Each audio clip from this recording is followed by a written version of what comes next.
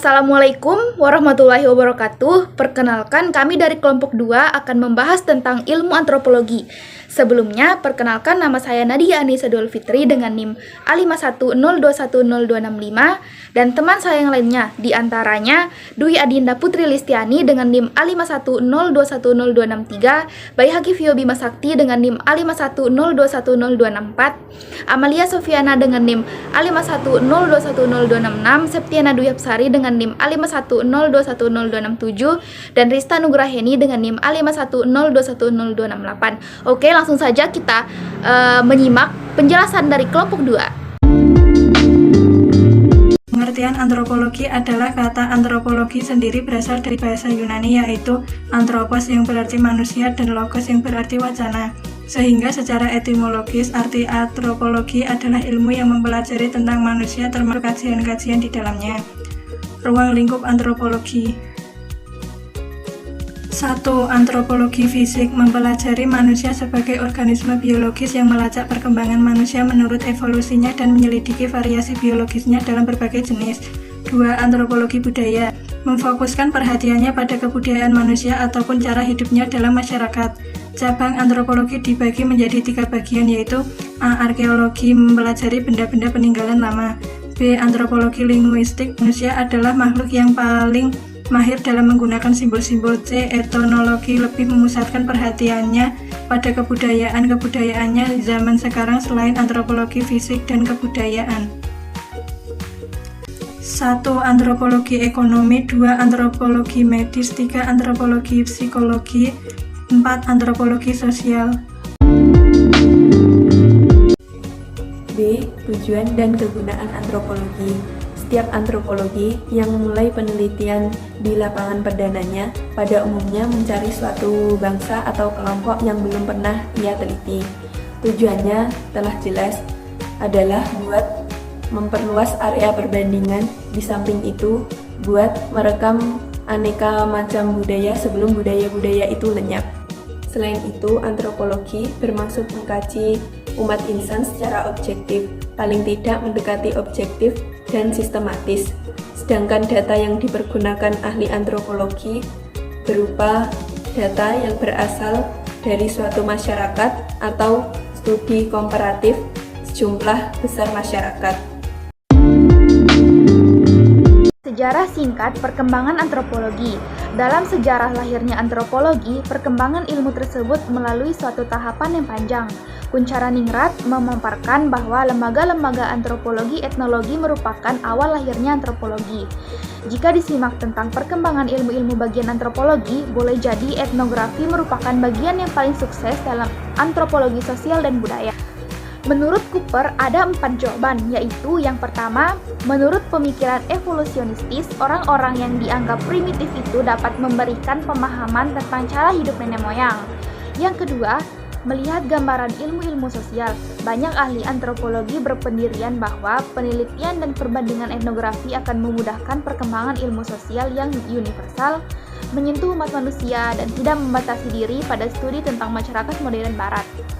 Yang ketiga, sejumlah ahli antropologi yang dipengaruhi oleh etnologi dan kemudian sosiobiologi meyakini etnografi komparatif akan mengangkat unsur kemanusiaan yang universal.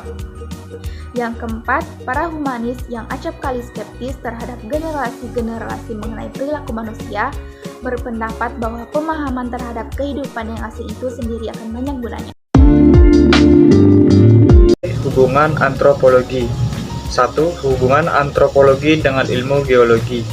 Fungsi dari ilmu geologi yang mempelajari tentang ciri-ciri bumi dan perubahannya sangat berpengaruh dalam subbab antropologi, yaitu paleoantropologi dan prehistori. Yang kedua, hubungan antropologi dengan ilmu anatomi. Ilmu anatomi berfungsi untuk meneliti ciri-ciri dari berbagai bagian kerangka manusia, berbagai bagian tengkorak, dan ciri-ciri dari bagian tubuh manusia. Pada umumnya menjadi objek penelitian yang terpending dari seorang ahli. Untuk yang ketiga, hubungan antropologi dan ilmu linguistik. Ilmu antropologi memerlukan topangan dari berbagai ilmu lainnya yang salah satunya adalah ilmu linguistik yang membantu dalam mengenal dan memahami bahasa suatu suku bangsa yang akan dijadikan objek penelitian. Yang keempat, hubungan antropologi dengan ilmu geografi. Ilmu yang mempelajari tentang bumi beserta isinya. Dan isi dari bumi itu sendiri adalah flora, fauna, dan bentang alam yang terdapat di permukaan bumi. Yang kelima, hubungan antropologi dengan ilmu politik. Dalam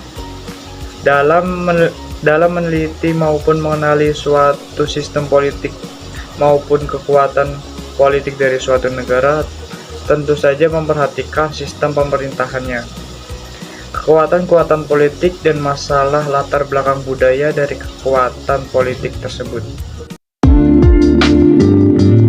Konsep dasar dalam ilmu antropologi. Yang pertama, kebudayaan, mengacu pada kumpulan pengetahuan yang secara sosial diwariskan dari generasi ke generasi. Yang kedua, evolusi, sebuah transformasi yang berlangsung secara bertahap. Yang ketiga, kultur area atau daerah budaya, daerah geografis yang memiliki sejumlah ciri-ciri budaya dan kompleksitas lain yang dimilikinya. Yang keempat, enkulturasi, proses memahami kebudayaan sendiri maupun kebudayaan orang lain. Yang kelima, difusi, penyebaran unsur-unsur secara meluas sehingga melewati batas di mana kebudayaan itu muncul. Yang keenam, akulturasi, proses mempengaruhi kebudayaan asing yang berbeda sifatnya dan diakomodasikan ke kebudayaan yang ada.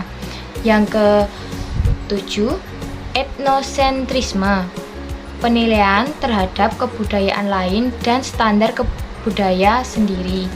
Yang kedelapan, tradisi, pola perilaku yang dilakukan berulang kali oleh sekelompok orang. Yang kesembilan, ras, sekelompok orang yang memiliki kesamaan berdasarkan aspek fisik yang disebabkan faktor keturunan. Yang kesepuluh, stereotip, penghambat terjadinya komunikasi antar budaya. Yang kesebelas, kekerabatan, suatu institusi domestik yang bergantung pada afeksi yang menegaskan tujuan dari keluarga adalah membesarkan anak. Yang ke-12, magis, penerapan yang salah dalam material. Yang ke-13, tabu, berarti terlarang. Contohnya, dalam pemandangan hukum fungsional, tabu memiliki nilai-nilai kegunaan yang perlu dijaga oleh masyarakat dalam pemenuhan kebutuhan hidupnya. Yang ke-14, perkawinan, perkawinan yaitu hubungan dua individu yang berbeda jenis dan dilakukan secara seremonial, simbolis, dimaknai sebagai proses institusi sosial untuk mengembangkan keturunan. Yang terakhir, yang ke-15 adalah relasitas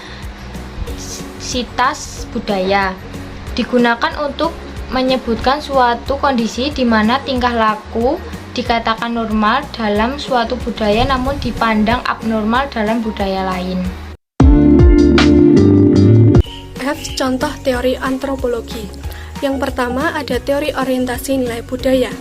Dalam kaitannya dengan makna hidup manusia, berkenaan dengan hubungan manusia dengan alam sekitarnya, dalam kaitannya dengan persepsi manusia dengan waktu, dalam kaitannya dengan makna dari pekerjaan, dalam kaitannya dengan hubungan antar sesama manusia. Kedua, teori evolusi sosiokultural. Evolusi sosiokultural meliputi seluruh sistem sosiokultural maupun komponen-komponen yang terpisah dari sistem tersebut. Evolusi sosiokultural bukanlah proses tunggal. Perbedaan tersebut dapat dirinci sebagai evolusi paralel, evolusi konvergen, dan evolusi divergen. Evolusi paralel merupakan evolusi yang terjadi dalam dua atau lebih sosiobudaya yang berkembang dengan cara yang sama dan dengan tingkat yang pada dasarnya sama. Evolusi konvergen terjadi ketika berbagai masyarakat berbeda perkembangannya, namun akhirnya mengikuti pola yang serupa kemajuannya. Evolusi divergen terjadi ketika berbagai masyarakat yang semula mengikuti banyak persamaan yang serupa, namun akhirnya mencapai tingkat perkembangan yang jauh berbeda. Ketiga, teori evolusi kebudayaan. Ada zaman liar tua, zaman liar madya, zaman liar muda, zaman barbar tua, zaman barbar madya, zaman barbar muda, zaman peradaban purba, dan zaman peradaban masa kini. 4. Teori evolusi, animisme, dan magic.